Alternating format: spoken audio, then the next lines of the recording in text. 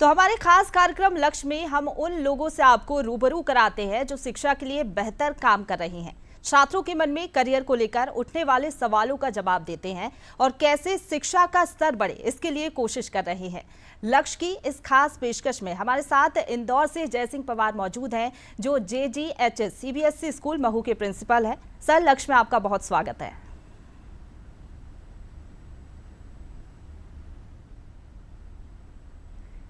जी sir, बहुत स्वागत है आपका। तो देखिए, लक्ष्य में जिस तरीके से हम बात करते हैं कि किस तरीके से छात्र जो है अपने भविष्य को लेकर फैसला ले सकते हैं, और शिक्षा के क्षेत्र में हम उन लोगों से बातचीत करने की कोशिश करते हैं जो शिक्षा के क्षेत्र में कुछ ना कुछ बेहतरीन कर रहे हैं। और आज ऐसे ही खास मेहमान हमारे साथ लक्ष्य में जुड़ने जा रहे हैं, जो कि JGHS CBSE स्कूल महू के प्रिंसिपल हैं। उनसे हम खास बातचीत करेंगे और जानने की कोशिश करेंगे कि कैसे वो अपने अनुभव साझा करना चाहेंगे। सर, बहुत स्वागत है आपका बंसल न्यूज में। सबसे पहले तो धन्यवाद मैडम जी। सबसे पहला सवाल यही रहेगा कि आप JGHS CBSE स्कूल महू के प्रिंसिपल हैं। सबसे पहले हमें आप अपने स्कूल के बारे में बताइए कि क्या आप अपने अनुभव साझा करना चाहेंगे स्कूल को लेकर। सबसे पहले मैडम धन्यवाद बंसल चैनल को, जिन्होंने मुझे आमंत्रित किया। Shri Jai Govind Gopinath higher secondary school के बारे में मैं आपको बताना चाहता हूं। यह विद्यालय करीब 60 वर्ष पुराना है और CBSE से मान्यता प्राप्त है। इसकी कुल लैंड है 12 एकड़ ज़मीन है। इसके अंदर कुल विद्यार्थियों की संख्या करीब 2100 प्लस में यहाँ विद्यार्थी अध्ययनरत हैं। इस स्कूल का उद्देश्य कॉमन पर्सन बच्चों को, जैसे कि जो गरीब तबके से जो बिलोंग करते हैं, ऐसे पालकों को, उनके बच्चों को शिक्षा देना है। मिनिमम फीस है, जिसमें सभी प्रकार की खेल सुविधाएं उपलब्ध हैं, like swimming pool, lawn tennis, badminton, table tennis, football, hockey, cricket, chess, ऐसे सभी खेल यहाँ उपलब्ध हैं। हरा भरा पूरा की पूरा कैंपस है, जीरो पोल्यूशन है। और इस कैंपस के मुकाबले महू में इतना बड़ा कोई भी कैंपस नहीं है। स्कूल का उद्देश्य जो है, कम से कम फीस पे शिक्षा उपलब्ध करवाना, और जो ट्रस्टीज़ हैं उनका उद्देश्य यही है कि यहाँ गरीब तबके के बच्चों को कम से कम फीस में सुविधा दे। मेरा जहाँ तक मानना है कि इस विद्यालय की जो फीस है, CBSE मान्यता प्राप्त होने के बावजूद इंदौर जिले की सबसे कम फीस वाला विद्यालय है। और जो हमारा उद्देश्य है, सही मायने में समाज सेवा करना है, बच्चों को शिक्षा प्रदान करना है, और उसके साथ साथ उन्हें एक अच्छा नागरिक बनाना है। बच्चों के टोटल डेवलपमेंट के ऊपर हमारा पूरा ध्यान रहता है। और सुविधा के नाम पे यदि देखें तो मैं समझता हूँ शायद ही ऐसा कोई स्कूल होगा जो विद्यार्थियों को इतनी सुविधाएं उपलब्ध कराता है। जैसे यदि हमारे स्कूल के विद्यार्थी बाहर यदि खेलने जाते हैं, आउट ऑफ स्टेट जाते हैं, आउट ऑफ सिटी जाते हैं, तो उनका आने जाने का खर्चा भी विद्यालय उठाता है। इसी के साथ साथ में ड्रेस भी हम ही लोग प्रोवाइड करते हैं। इसके अतिरिक्त भी और कोई और सुविधा लगती है, वो तक जो है विद्यालय उपलब्ध करवाता है। अभी वर्तमान में इस सेशन से हमारे मैनेजमेंट ने ये तय करा है कि कक्षा पहली से लेकर 12वीं तक के विद्यार्थियों को NCERT की book free of cost provide की जाएगी। उसका प्लानिंग हम लोगों ने ये कर रखा है कि इन पुस्तकों को हम लाइब्रेरी के माध्यम से विद्यार्थियों को डिस्ट्रीब्यूट करवाएंगे, और जब ये विद्यार्थी अपना एक सेशन पूरा कर लेंगे, उसके बाद ये किताबें वापस लाइब्रेरी में जमा करवाएं, जिससे कि आने वाली कक्षाओं में जो विद्यार्थी हैं इन पुस्तकों का उपयोग कर सकें।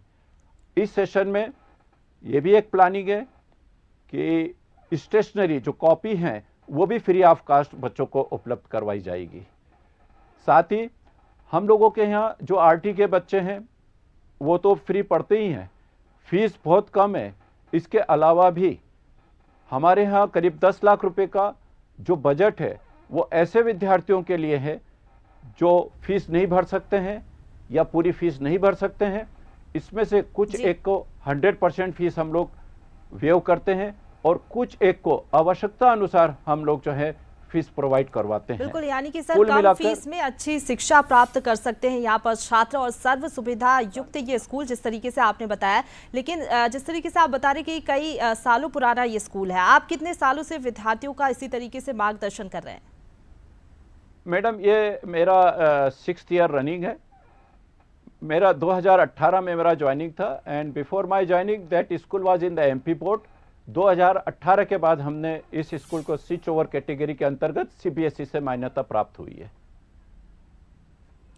जी बिल्कुल, और आपके स्कूल में छात्रों को कैसे पढ़ाया जाता है? आज के दौर में अगर हम देखें तो ऑनलाइन मोड में क्लासेस बहुत ज़्यादा ज़रूरी हो जाती है, क्योंकि डिजिटलाइजेशन की ओर हम बढ़ रहे हैं। क्या ऑनलाइन मोड में भी क्लासेस ली जाती हैं छात्रों की? देखिए, अभी जो फेस चेंज हुआ, जो एनईपी आया है, एनईपी का जो मेन उद्देश्य है वो है एक्टिविटी बेस्ड, प्रैक्टिकल बेस्ड। उस पे हम लोग फोकस कर रहे हैं। और जो आपका प्रश्न है ऑनलाइन का, तो ऑनलाइन क्लासेस हम लोगों ने सीनियर सेकेंडरी में हमने 11-12 के क्लासेस के लिए ये ऑनलाइन क्लास हम लोग समय समय पर करते हैं। और वर्तमान में भी हमारे यहाँ जो स्पेशल कुछ क्लासेस हैं 11-12 क्लास के लिए, हम वो ऑनलाइन क्लासेस कंडक्ट कर रहे हैं। सर स्कूल में हम देखते हैं कि गणित से बच्चे काफ़ी ज़्यादा भागते हैं, क्योंकि काफ़ी ज़्यादा टफ सब्जेक्ट होता है। गणित स्ट्रीम की अगर हम बात करें तो कितने छात्र आपके स्कूल में पढ़ते हैं गणित स्ट्रीम के? मैथमेटिक्स में अभी हम लोगों के यहाँ इस वर्ष जो रजिस्ट्रेशन है वो है 28 स्टूडेंट का। साइंस सिस्टम में हमारे 43 स्टूडेंट हैं। 12th क्लास की मैं बात कर रहा हूँ। 12th क्लास के अंदर हमारे यहाँ 43 स्टूडेंट हैं। उनमें से 28 स्टूडेंट जो है हमारे मैथमेटिक्स के हैं, रेस्ट ऑफ द बायोलॉजी। बिल्कुल, और अगर बात करें हम जिस तरीके से जब सर हम देखते हैं बोर्ड एग्ज़ाम करीब होते हैं, तब छात्रों में स्ट्रेस काफ़ी ज़्यादा बढ़ जाता है। उस स्ट्रेस को कम करने के लिए क्या किया जाता है? क्या कोई स्पेशल सेशन लिए जाते हैं या फिर क्लासेस, काउंसलिंग यहाँ पर स्टूडेंट्स की जाती है आपके स्कूल में? जी हाँ, ऐसे समय पर हम जो स्पेशलिस्ट हैं, काउंसलर को बुलाया जाता है। हमारे टीचर्स जो हैं वो उन्हें मोटिवेट करते हैं कि एग्ज़ाम को बहुत ज़्यादा स्ट्रेसफुल ना लें, आराम से लें। केवल यही एग्ज़ाम हमारी अंतिम एग्ज़ाम नहीं है, इसको आराम से हम लोग जो है पढ़ाई करने के लिए बच्चों को कहते हैं, टाइम टेबल सेट करने के लिए बोलते हैं। जिस किसी विषय में यदि उन्हें लगता है कि फिजिक्स, केमिस्ट्री, बायोलॉजी में कोई स्पेसिफिक टॉपिक है, या मान लीजिए कोई सब्जेक्ट वो ऐसा उनमें फेयर क्रिएट हो रहा है, तो उसको हम लोग एक टेक्निक बताते हैं, स्ट्रेटेजी बताते हैं, प्लान बताते हैं कि आप इस तरीके से आप अपनी पढ़ाई करें, जिससे कि आप लोगों को परेशानी नहीं होगी। इसी तरीके से हम पढ़ाई के दौरान जब बच्चों की क्लासेस रहती है, तो from the very beginning we ask to them कि देखिए, क्वेश्चन जो होंगे, ट्रिकी जो क्वेश्चन होते हैं वही एग्जामिनेशन में पूछे जाते हैं। तो जहाँ कहीं भी पढ़ाते समय, जैसे मैं बात करूँ मैथमेटिक्स की, तो मैथमेटिक्स में जब सम बताए जाते हैं, समझाए जाते हैं, तो उस समय में वहाँ पे बच्चों को बोला जाता है कि कुछ स्टेप के बाद में कुछ एडिशनल फार्मूले लगाए जाते हैं, वहाँ से कुछ स्टेप हमें चेंज करनी रहती है। तो ऐसे सम पे आप टिक मार्क करें, उसको नोट करें, और जब आप जो भी एग्ज़ाम हो, चाहे वो आपके टेस्ट हो, हाफ ईयरली हो या एनुअल एग्ज़ाम हो, ऐसे एग्ज़ाम के ऊपर आप लोग फोकस करें, ऐसे सम के ऊपर, ऐसे क्वेश्चन के ऊपर फोकस करें जो ट्रिकी हैं, जहाँ हमें एडिशनल कुछ वर्क करना पड़ रहा है, जहाँ एडिशनल फार्मूले लगाने पड़ रहे हैं, अपनी तरफ से कुछ एडिशनल कुछ वर्क करना पड़ रहा है, ऐसे सम के ऊपर आप लोग ज़्यादा से ज़्यादा ध्यान दें। इसी तरीके से दूसरे सब्जेक्ट में भी हम लोगों की यही स्ट्रेटेजी होती है कि बच्चों को इस तरीके से समझाया जाता है कि क्वेश्चन का पैटर्न भी हम बताते हैं कि कॉमन क्वेश्चन सभी बच्चों के लिए होते हैं, फिर एक के बाद एक जो लेवल बढ़ता है क्वेश्चन का, और जो 4 या 5 नंबर के क्वेश्चन होते हैं, जो इंपॉर्टेंट क्वेश्चन होते हैं, उन्हीं में हम लोगों को स्ट्रेटेजी प्लान करनी पड़ती है। तो इस तरीके से हम बच्चों को समझाते हैं और उन्हें एग्ज़ाम के दौरान ये बोलते हैं कि आप पढ़ाई का एक टाइम टेबल बनाएं, शेड्यूल बनाएं, ज़्यादा स्ट्रेस ना करें, और इस दौरान जितना आपने सिलेबस कर रखा है उसी के ऊपर फोकस करें, नया कोई करने की कोशिश ना करें। दूसरी चीज़, किसी और के दोस्तों के कहने में आ करके कि नहीं ये इंपॉर्टेंट है, ये आने वाला है, ये छोड़कर आप दूसरी ओर ना जाएं। तो आपका पूरा फोकस ये होना चाहिए कि जो आपने साल भर तैयारी करी है उसी के ऊपर आप फोकस करें, वही पढ़ाई करें, वही आपको लाभदायक होगी। मैनेजमेंट रखें, टाइम टेबल आप बना के रखें, उसके अंदर ये प्लान करें कि with in that period of time आपको कितने क्वेश्चन अटेम्प्ट करने, उसके अनुसार आप पढ़ाई करें। इस दौरान, एग्जाम के दौरान आप पानी ज़्यादा से ज़्यादा पिएं, नींद पूरी लें, मोबाइल है, मीडिया है, इससे सोशल मीडिया है, इससे डिस्टेंस बना के रखें। इस तरीके से हम लोग बच्चों को ये जो है तैयारी करवाते हैं। सर, ये तो छात्रों की बात हो गई कि आप स्पेशल सेशंस लेते हैं, उनको गाइड करते हैं कि एग्ज़ाम में कैसे तैयारी करनी है, लेकिन आमतौर पर हम देखते हैं जब एग्ज़ाम नज़दीक आते हैं तो पेरेंट्स का दबाव भी काफ़ी ज़्यादा बढ़ जाता है छात्रों के ऊपर, और इसके चलते हम देखते हैं कई बार स्ट्रेस होता है। लेकिन इसके लिए क्या स्कूल की ओर से कोई स्पेशल सेशन, क्या पेरेंट्स काउंसलिंग भी आपके स्कूल में की जाती है? जी हाँ, time to time parents counselling भी की जाती है, बच्चों के लिए भी काउंसलिंग की जाती है, और उन्हें बताया जाता है कि इस दरमियान आपको किस तरीके से पढ़ाई करनी है। पेरेंट्स को ये बोला जाता है कि अब अनावश्यक रूप से बच्चों पर दबाव ना डालें, इन्हें फ्री छोड़ें, जो पढ़ाई कर रहे हैं ये बहुत अच्छी कर रहे हैं, लेकिन नियमित रूप से पढ़ाई करें, और जब तक मेहनत नहीं होगी तब तक तो उसका हल नहीं होगा। फ्री रहने से मतलब यह है कि जितना इन्होंने किया है, जितना इनके अनुसार ये कर सकते हैं, जितनी इनकी क्षमता है, उसके अनुसार इनको जो है पढ़ाई करने दें।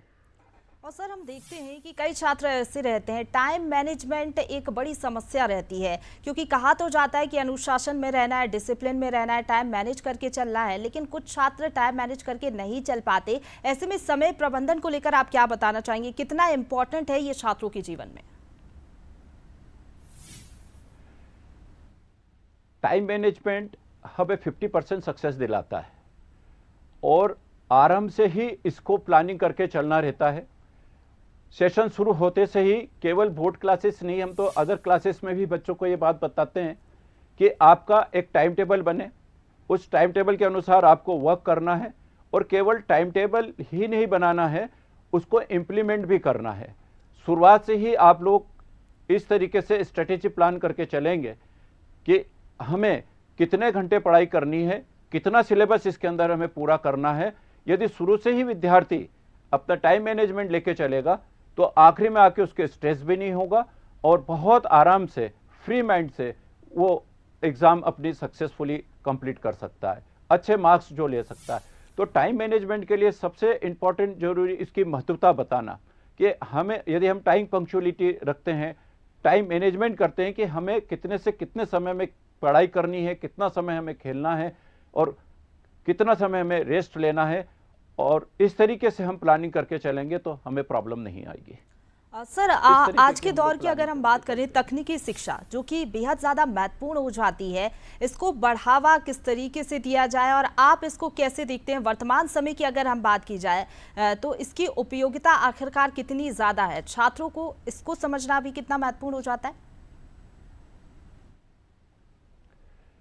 वर्तमान परिवेश में जो टेक्नोलॉजी, इसको तो नकारा नहीं जा सकता। हर कदम कदम पे टेक्नोलॉजी का यूज़ हो रहा है, हर समय कोई ना कोई नई नई चीज़ें आ रही हैं। हम यदि देखें तो कंप्यूटर का रूप बदलते बदलते कहाँ से कहाँ आप पहुँचा है, जो वर्तमान में हम देख रहे हैं कि एआई का रूप हो गया है, अलग अलग लैंग्वेजेस आ गई हैं। तो इसकी महत्वता तो इतनी है कि इसके बगैर तो पढ़ाई संभव ही नहीं है। इसीलिए हमारे यहाँ जो है कोडिंग क्लासेस प्राइमरी से है, और जो हमारा जो रोबोटिक क्लासेस है हम बहुत जल्दी ही शुरू करने जा रहे हैं, और इसमें हम लोगों ने 6 ऑनवर्ड एआई भी लगा रखा है, कंप्यूटर भी उसके साथ में, हालांकि they are correlate to each other. तो यहीं से हम लोग बच्चों को, पेरेंट्स को ये इसकी महत्वता बताते हैं। जब कभी भी काउंसलिंग होती है, जब पीटीएम होता है, उसके दौरान भी हम लोग इन चीज़ों को बताते हैं। तो टेक्नोलॉजी का तो इस युग में कोई हम नकार ही नहीं सकते। यदि मैं बताऊं आज टेक्नोलॉजी का, कि यदि साल भर के बच्चे से लेके यदि 60 ईयर 80 ईयर की एज तक का व्यक्ति आज ये टेक्नोलॉजी का यूज़ कर रहा है, जहां पहले इन चीज़ों को यूज़ करने के लिए जो लोग हिचकते थे, मना करते थे, लेकिन आज वो इसका उपयोग कर रहे हैं। और आने वाले समय में टेक्नोलॉजी के बगैर हम एक कदम भी नहीं चल सकते। यदि हमें ये देखना, मैं इंदौर की बात करूं, आने वाले समय में जब मेट्रो चलेगी और यहां हम पहुंचेंगे तो उसको डायरेक्ट ऑपरेट करते आना चाहिए। यदि हम उसको ऑपरेट नहीं करना जानते हैं, जब तक हमें टेक्नोलॉजी का ज्ञान नहीं होगा तो हम उसको ऑपरेट ही नहीं कर पाएंगे। तो आरंभ से ही टेक्नोलॉजी के ऊपर हम लोग कंसंट्रेट कर रहे हैं। उसकी इंपॉर्टेंस आने वाले समय में बहुत ज़्यादा होगी। टेक्नोलॉजी के बगैर मनुष्य का जीवन संभव नहीं है, ये ऐसा मेरा मानना है। और सर, बात अगर टेक्नोलॉजी की होती है तो बात यहाँ पर आईआईटी जेईई की भी होती है। कई छात्र इसकी प्रिपरेशन करते हैं, तो इसके बारे में आप क्या बताना चाहेंगे, जो छात्र इसकी प्रिपरेशन कर रहे हैं या जो इस क्षेत्र में आगे बढ़ना चाहते हैं? और जेईई की अगर बात की जाए तो पात्रता मानदंड आखिरकार इसके क्या है, कैसे छात्र प्रिपरेशन कर सकते हैं इसके लिए? देखिए, आईआईटी जेईई की जो बात आती है, ये भारतवर्ष की प्रमुख परीक्षाओं में, महत्वपूर्ण परीक्षाओं में से एक परीक्षा है। जेईई की एंट्रेंस के लिए जो मिनिमम जो क्वालिफिकेशन की बात आती है, तो 12th अपियर होना चाहिए या डिप्लोमा हो। इसके साथ साथ में हमें जेईई की तैयारी के लिए बहुत पहले से ही इसकी तैयारी होना चाहिए। मेरा ऐसा मानना है कि नहीं हमारा प्राइमरी लेवल से, तो हमें 6th क्लास से ही इसकी प्रिपरेशन शुरू कर देना चाहिए। जिस स्ट्रीम में बच्चा जाना चाहता है, जैसे हम बात कर रहे हैं जेईई की, तो बच्चों को इसकी इंपॉर्टेंस बताना, इसकी तैयारी के बारे में बताना और किस विषय को लेकर हम जेईई में अपियर हो सकते हैं, उस विषय में इसी स्टेज पे से हम लोगों को बताना पड़ता है, हम बताते हैं। यहीं से बच्चे के बेसिक कंसेप्ट तैयार होते हैं और उसी से आगे जाकर जब वो हायर क्लासेस में पहुंचता है तो बहुत सारी चीज़ें जो हैं, जो हायर क्लासेस में जो सुनने को मिलती है कि इनके बेसिक क्लियर नहीं है, मैथ से डर लग रहा है, अब इस स्ट्रीम में नहीं जाना चाहते हैं, ऐसी कई ज़्यादा जो बातें वहाँ पर आके खड़ी होती हैं। तो ऐसी स्थिति में यदि हम शुरू से ही बच्चों को उस तरीके से तैयार करें, उसके बारे में पूरी जानकारी बताएं, और तो यहाँ आकर के ये जो है परेशानी नहीं आएगी। एक चीज़ मैं बताना चाहूँगा, यदि मैथमेटिक्स में हमें इंटरेस्ट डेवलप करना है तो बच्चों को अलग से कुछ बताना है। वो कैसे बताना है? वो इस तरीके से कि जहाँ 10,000 की भीड़ लग रही है वहाँ 1,000 बच्चा है, आप कहाँ जाना चाहेंगे? नो डाउट इसमें हमें मेहनत ज़्यादा करनी है। आज कई एक सर्विस में पोस्ट केवल मैथमेटिक्स वालों के लिए रिजर्व है, जैसे एयरफोर्स में पायलट की पोस्ट मैथमेटिक्स के लिए है। एक एग्जाम्पल और मैं देना चाहूँगा, रेलवे में जो गार्ड हैं, ड्राइवर हैं, स्टेशन मास्टर हैं, ये पोस्ट भी मैथमेटिक्स वालों के लिए रिजर्व है। ये क्यों है? क्योंकि एक रेलवे के लिए कि मैंने बताया कि भाई यह तो आगे मुझे बताना भी पड़ेगा कि भाई ऐसी क्या बात है कि केवल इसमें मैथ्स वाले ही जा सकते हैं। मैथ्स वाले इसलिए जा सकते हैं क्योंकि इसमें जब हम ट्रिग्नोमेट्री पढ़ते हैं तो आउटर पे जो सिग्नल होते हैं उनकी एक डायरेक्शन होती है, उसको रिकॉग्नाइज करना कि 30 डिग्री पे आएगा तो क्या संकेत मिलेगा, 60 पे आना है तो क्या होगा, 90 डिग्री पे आएगा तो क्या होगा। इसका कहने का मतलब यह है, तात्पर्य यह है कि जिन्होंने मैथमेटिक्स पढ़ रखा है वो उसके इंडिकेटर को समझेंगे, संकेत को समझेंगे कि किस समय यहां से गाड़ी ट्रेन जो है आगे बढ़ानी है, किस जगह हमें रोकना है, या एंगल के हिसाब से किस तरीके से हमें डायरेक्ट उसको तैयार करना है।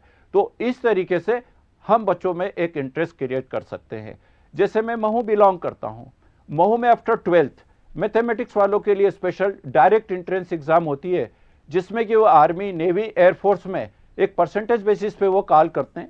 लाइक 70% यदि बच्चे का परसेंटेज है, वहाँ उनका मिनिमम क्राइटेरिया है, लेकिन मैक्सिमम पर जाकर कि भाई उनका 80 वाले हैं, 85% वाले हैं, उन बच्चों को वो डायरेक्ट मेडिकल के लिए कॉल करते हैं, वो एंट्रेंस एग्जाम से बच जाएंगे। तो इस तरीके की कई चीजें सही कहा आपने, बहुत ज्यादा इंपॉर्टेंट हो जाता है ये छात्रों को समझना भी, पेरेंट्स को समझना भी। लेकिन शिक्षा के क्षेत्र की अगर बात हो रही है तो बंसल ग्रुप के योगदान को आप किस तरीके से देखते हैं? जी मैडम। सर, शिक्षा के क्षेत्र की हम बात कर रहे हैं, छात्रों के भविष्य की बात कर रहे हैं इस खास प्रोग्राम के जरिए। बंसल ग्रुप के योगदान को आप किस तरीके से देखते हैं शिक्षा के क्षेत्र में? इसके लिए तो बहुत बहुत बधाई बंसल ग्रुप को। सालों साल से एक सच्ची समाज सेवा बंसल ग्रुप कर रहा है, और इसके बंसल ग्रुप के जो विद्यार्थी केवल भारत में ही नहीं, विदेशों में भी आपके कॉलेज का नाम रोशन कर रहे हैं। कई एक मेरे नॉलेज में ही है, मेरे परिवार से भी हैं। मेरा भतीजा खुद इटली में है, बंसल चैनल से ही पढ़ा हुआ है। मेरा जो है एक बेटा अभी भी जो है बंसल चैनल में, भतीजा वो भी बंसल कॉलेज के अंदर है, वहाँ से पढ़ाई कर रहे हैं। ऐसे कई एक विद्यार्थी हैं जो वहाँ से शिक्षा लेकर पूरे देश प्रदेश और विदेशों में बंसल चैनल का नाम रोशन कर रहे हैं। सबसे बड़ी बात जो मेरा ऑब्जर्वेशन अभी तक बंसल कॉलेज के लिए, बंसल जो इंजीनियरिंग कॉलेज है या शिक्षा के क्षेत्र में जो कार्य कर रहे हैं, आपका फीस स्ट्रक्चर बहुत कम है। दूसरा, आप लोगों की अप्रोच बहुत अच्छी है, और उससे बड़ी बात यह है कि हमेशा अवेयर रहना, बच्चों को अटेंड करना, उनकी समस्याओं का निराकरण करना, और जो नई नई चीज़ें आई हैं, चाहे टेक्नोलॉजी से संबंधित हो या फिर और कोई सब्जेक्ट से संबंधित हो, बंसल ग्रुप ये चीज़ें सोसाइटी में बहुत जल्दी पहुंचाता है। लोगों से डायरेक्ट कांटेक्ट करना, उस विषय में बताकर उन्हें जागरूक करना। तो बंसल चैनल को मैं बहुत बहुत बधाई देता हूं कि शिक्षा के क्षेत्र में आप जो कार्य कर रहे हैं वो बहुत प्रशंसा योग्य है। सर, बतौर एक प्रिंसिपल आपके अनुभव काफ़ी ज़्यादा है, ऐसे में आप पेरेंट्स और स्टूडेंट्स को क्या संदेश देना चाहते हैं? आवाज नहीं आ रही है। सर, जिस तरीके से शिक्षा के क्षेत्र में आपका काफ़ी ज़्यादा अनुभव रहा है, कई छात्रों से आप मिलते हैं, पढ़ाते हैं, गाइड करते हैं, पेरेंट्स और स्टूडेंट्स को क्या संदेश आप देना चाहेंगे? पेरेंट्स और स्टूडेंट के लिए सबसे पहली चीज़ तो, किसी भी सफलता के लिए मेहनत सबसे पहली चीज़ है। बिगर मेहनत के कोई भी चीज़ हासिल नहीं की जा सकती। तो उसके लिए बच्चों को पहले से ही तैयार करना, शॉर्टकट कभी भी नहीं जाना है। जो उद्देश्य है उसको पहले से तय करना है। कई एक पेरेंट्स होते हैं, मैं अपने कैरियर का एक एग्जांपल, यदि आपके पास टाइम है तो मैं शेयर करना चाहूँगा कि यूकेजी में एक बच्चा आर्मी के जो है ऑफिसर के वाइफ बच्चे को छोड़ने आती थी। वो लड़की थी और मैंने कई बार उसको ऑब्जर्व करा कि उस बच्ची की चाल ढाल, उसका बैग लेकर चलने का तरीका बहुत ही अलग नज़र आता था।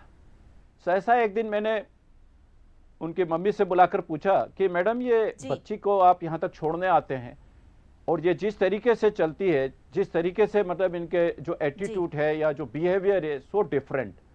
तो उन्होंने ये मेरे को बात बोली कि मेरा ये ड्रीम है कि मैं मेरी बच्ची को मिस इंडिया तक में लेके जाऊं, मिस वर्ल्ड तक में लेके जाऊं। तो जो चीज़ें उसके लिए आवश्यक हैं, मैं यहीं से उसको सिखा रही हूं।